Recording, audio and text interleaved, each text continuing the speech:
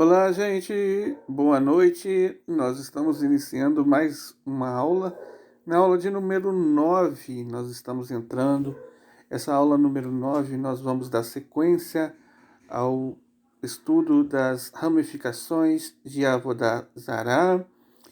E hoje, na aula número 9, vamos estudar um tema que é bem semelhante à aula número 8. Na aula número 8, estivemos aprendendo sobre o conceito de OV e vimos que é muito associado à questão da mediunidade e de ter contato com o mundo entre os vivos e dos mortos. A pessoa se coloca como intermediário, um médium significa praticamente isso. E hoje nós vamos ver um conceito que lida quase com as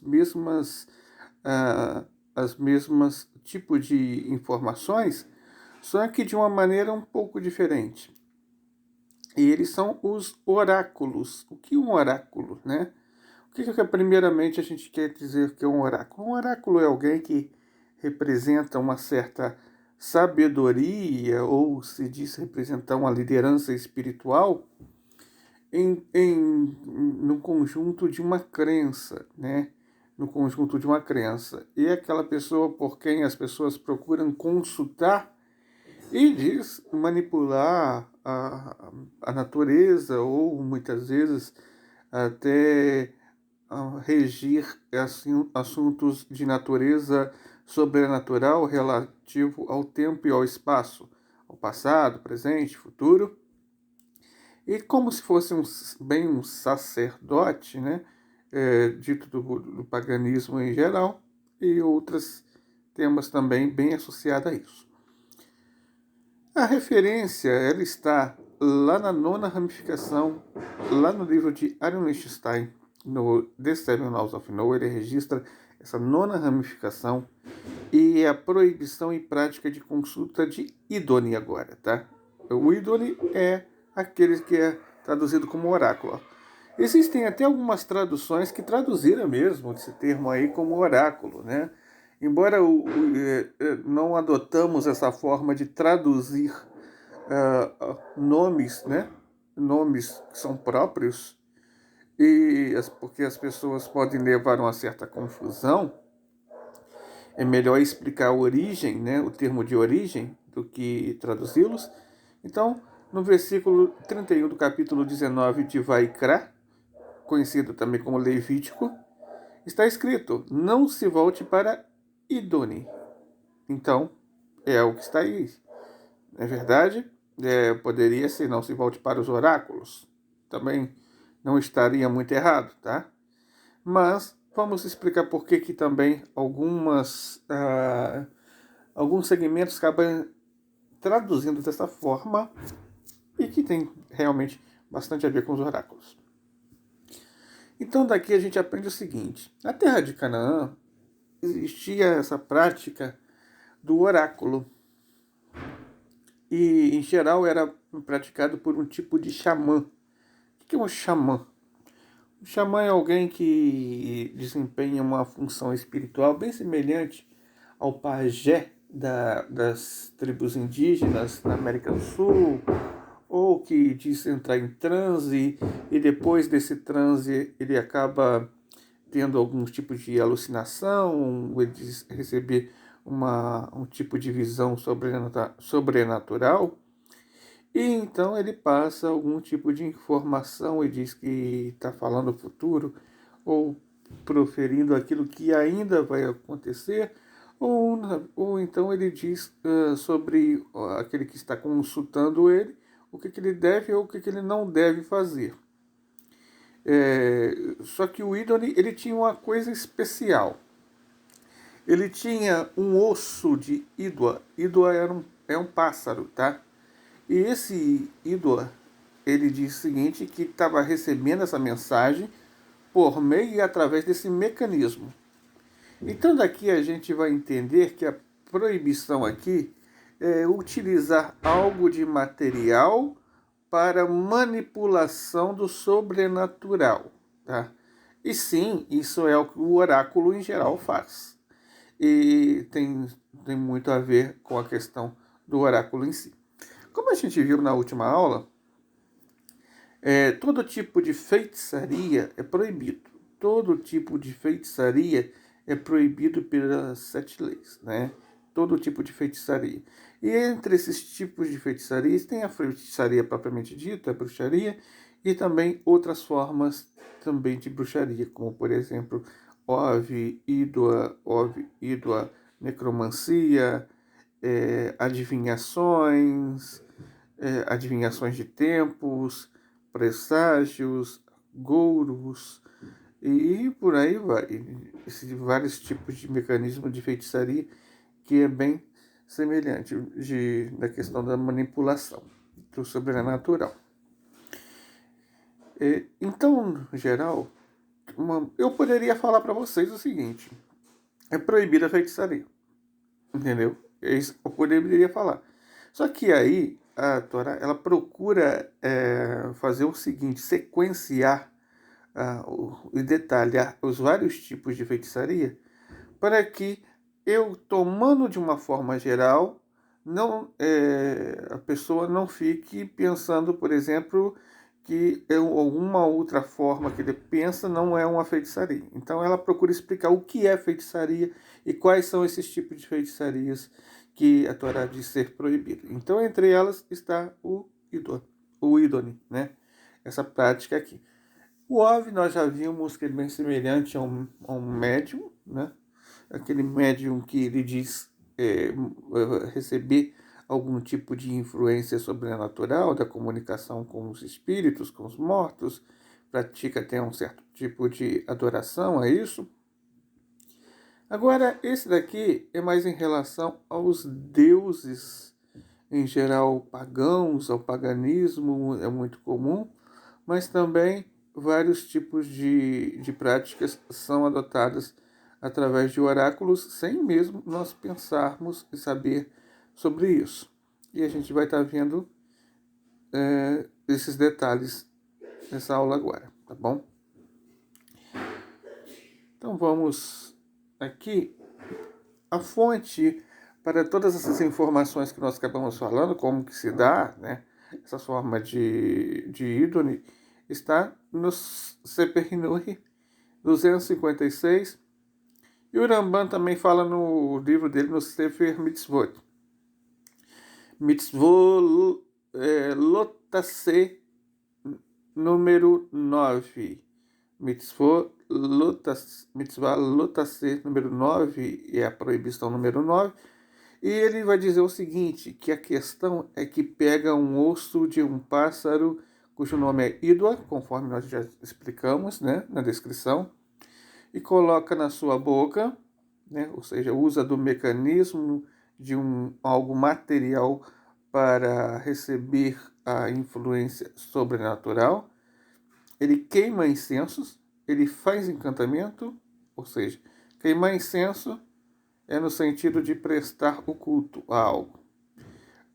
Então é uma idolatria associada a uma feitiçaria. Ele faz o encantamento, que é uma prática da feitiçaria, e realiza ações, até que ele entra em convulsões. Em geral, ele toma alguma poção, né, desses encantamentos, ele toma algum tipo de poção, e ele começa então a entrar em transe, tá? Ele entra em transe, e cai no chão, tem convulsão, e quando ele acorda dessa convulsão, ele acorda como se estivesse fora de si. E nesse estado de fora de si, ele começa a proferir coisas que vão acontecer ainda no futuro, ou que ele diz que vai acontecer no futuro, ou que vai acontecer com alguém que está por ali. Então, aqui nós temos algumas práticas, né, que a gente vê que pertence ao tipo de feitiçaria proibido aqui nessa prática. Então, o transe é uma das formas ligadas à feitiçaria. Tomar algo material para receber espiritualidade, ou seja, como um condutor de espiritualidade sobrenatural, é uma outra forma aqui, ligada a esse tipo de feitiçaria. O queimar incenso, nessa prática aqui, em culto, adoração. Então, aqui a gente vê algumas coisas que são proibidas dentre isso, nessa prática aqui. Aí você vai ver que existem muitos meios que se assemelham a isso no dia a dia. Você vai ver que muitas coisas daquilo que você está acostumado a ver por aí, em tal religiosidade, ou gente que muitas vezes diz que são contra a feitiçaria, mas acabam praticando esses tipos de atos. Então, todo lugar que você vê que a pessoa entra em transe, que a pessoa caiu, que a pessoa desmaiou, que a pessoa entra em convulsão, seguido de religiosidade, aqui não estou falando de doenças psicológicas, que devem ser tratadas psicologicamente por, é claro, profissionais da área, mas estamos falando de atos que realmente as pessoas dizem receber esse tipo de espírito superior, né? Ou ouvir a voz do espírito e falar, ou dizer o que vai acontecer no futuro sobre algo. Então, todos esses atos são relacionados à força de impureza e não de pureza. Então, Maimônides, no Mishneh Torah Sefer Shoftim, Ilihot Melahim, Leis de Reis, capítulo 9, Alahá número 2, segunda lei, ele diz o seguinte, que um não-judeu que adora falsos deuses é culpado desde que os adora de uma maneira que represente a adoração daquela idolatria. Então, como que é feita a adoração dessa idolatria aqui? A adoração dessa idolatria aqui é feita da seguinte forma, através da consulta a essas pessoas que fazem isso, né? Ou recorrendo a eles, participando dos seus serviços religiosos, né? O local onde se pratica esse tipo de reunião em torno a ter esses contatos, ou então o próprio praticante em si, né? Que é a própria pessoa que tem todos esses sintomas desse tipo de oráculo aqui, de feitiçaria. Então, gente, muitas vezes aquilo que as pessoas têm assim como nível de que a gente vai ver por aí como fulano é profeta, fulano tem o dom da profecia, fulano tem isso, aquilo, tem muito mais a ver com essa feitiçaria aqui, tá? Do que com qualquer profecia verdadeira. Tem muito mais a ver com isso aqui, com essa prática aqui. Então, quando você consulta aquela pessoa que se diz que tem esse tipo de revelação, esse tipo de coisa, que vai acontecer isso, que revela o futuro, que fala que vai acontecer, que fala que realmente acontece, que fala aquilo que, como é que fulano sabia, aquilo que realmente acontece na minha vida. Então, essa é a impureza aqui, tá? A Torá em nenhum momento ela vai negar que esses atos de impureza realmente acontecem, que as pessoas realmente têm essas revelações. Hoje, muito menos do que no tempo passado, né? Hoje é mais questão de charlatanismo, né? Ou seja, pessoas que ganham a vida enganando os outros, mas ainda existem pessoas que dizem ter esses tipos de atos sobrenaturais. E você vai ver que os sintomas é exatamente isso que acontece aqui dentro de alguns meios, né? Meios que se dizem meios de avivamento, ou meios de chuva do Espírito, derramar do Espírito. É isso que geralmente acontece aqui. Esse mesmo ato aqui. É só você olhar. Claro que não é somente aqui, né? A gente está dando um exemplo aqui, dentro de um exemplo que a maioria das pessoas conhecem. Mas vamos também para o atual neopaganismo. Existe o neopaganismo, para quem não sabe, o neopaganismo ele tem crescido muito no mundo nesses últimos tempos, e basicamente por uma crença na Europa chamada de eurasianismo, e essa crença ela tenta reviver a crença nos ídolos europeus antigos, né? Por exemplo, na Alemanha existem grupos que querem reviver o culto ao deus Odin. Na Rússia tem grupos que querem reviver o culto aos deuses eslavos. Na América, por exemplo, tem gente que quer recorrer a cultos até alienígenas, extraterrestres mesmo, dizendo que da crença alienígena, das revelações alienígenas, isso é tudo fruto do neopaganismo, tá? é tudo fruto da mesma ideia, do neopaganismo. E assim com vários. Aí tentam reviver as mitologias, que já estavam mais do que enterradas há vários séculos por aí. Aí eles tentam reviver essa crença. Então, gente, isso é uma coisa bem intencional, tá? É, e inclusive tem setores da ciência que abordam sobre esse tema, favorecendo esses tipos de crença de idolatria, porque a ciência, como tudo, tem correntes filosóficas. Como tudo que é formado por seres humanos, tem forma de pensamento e tem pessoas que pensam dessa maneira, do neopaganismo, e querem suscitar até maneira de cultos indígenas, né? Aqui, por exemplo, o pajé também entra aqui, o benzedeiro também entra aqui nessa questão aqui, vários outros tipos de atos religiosos entram aqui, tá? Mas ele faz, acontece. Fala, com certeza acontece, porque as forças da impureza também tem sua força, né? Ela tem a sua intensidade, e realmente isso acontece. Ah, por exemplo, uma outra prática do oráculo, jogo do copo, né? Jogo do copo, no qual a pessoa vai passando com um copo, invoca um certo poder ali, e vai passando com a mão e descrevendo respostas, né? Isso é um tipo de mecanismo.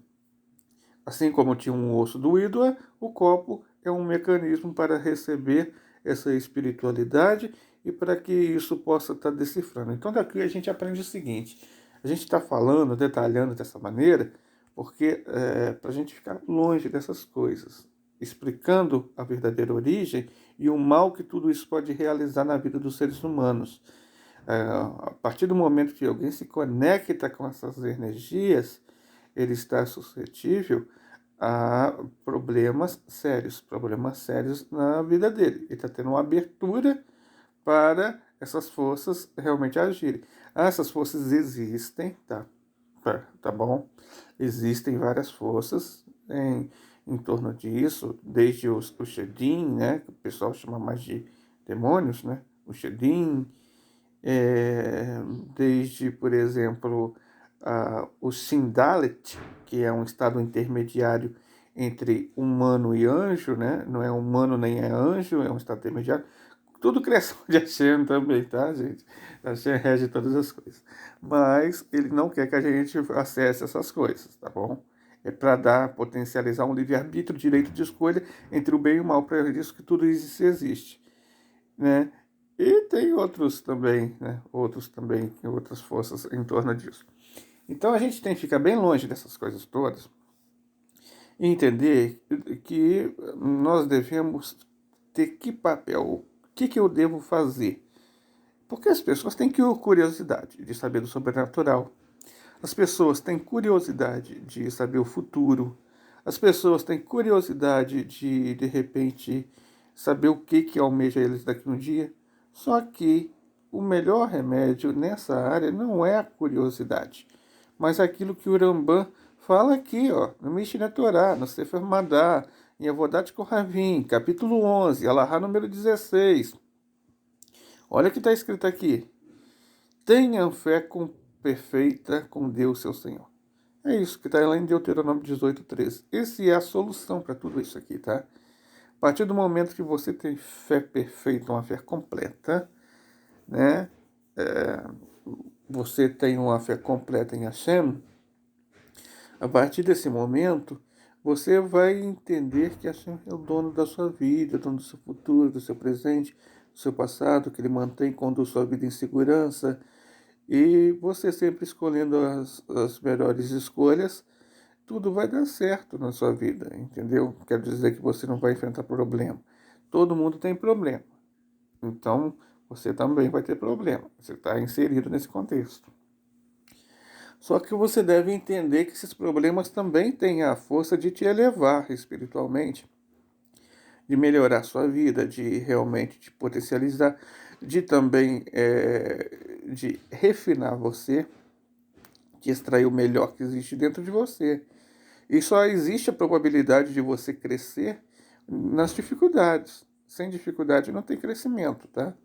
Então, realmente é necessário passar por problemas e entregar sua vida inteira Entender que Hashem tem um domínio, o governo da sua vida como um todo, o eterno.